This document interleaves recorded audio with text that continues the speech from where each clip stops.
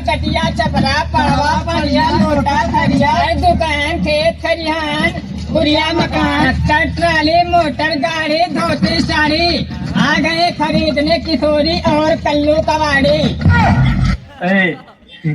भाई गुलाब जैसन बदन देख के मन करता कि करेजवा में चमोर ममोर के डाल ली। ए बाबू तो सुना, गुलाब के साथे साथे कटवो होला, तब करेजवा में काहे डालब? ममोर चमोर के गणिया में डाल लियो, जब जब चुभी तब तब हमरा प्यार के एहसास हुई।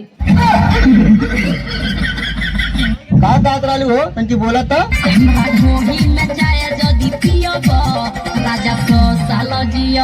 बहुत सही, क्या बात कही आपने।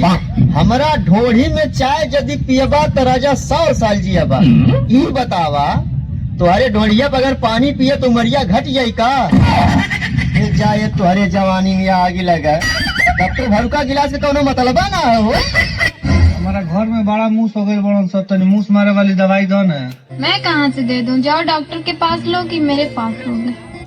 सुनले बानी कि जब तू दांत चियारे लू तो कितना लड़का मर जाला, तो इस तरह मूस काहे ना मर जाएगी। क्या है?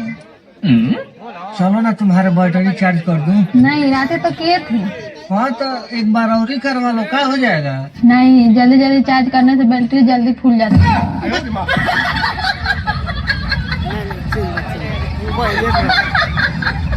देखो तने मीठी मीठी मुस्की तुम्हारा तारा, टुक टुक ऐसे काहे निहारा तारा, तो कथी चले तोरा मन में विद्यार्थी रे।